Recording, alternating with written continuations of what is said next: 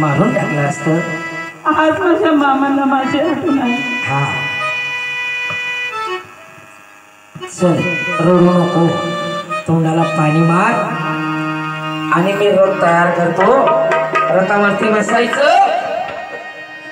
आणि तुझ्या मामाच्या गावाला जायचं आपल्याला.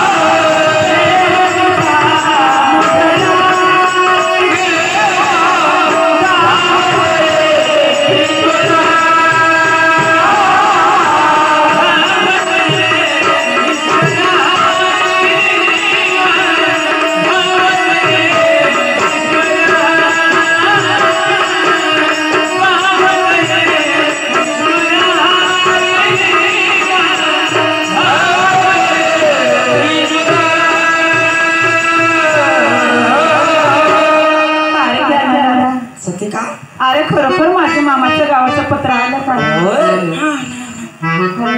मी रथ तयार केला आहे. असं आता रथावरती स्वार व्हायचं आणि मामाच्या चल लाडक्या मग शिपायाला रथ तयार केला. एक मीरा माया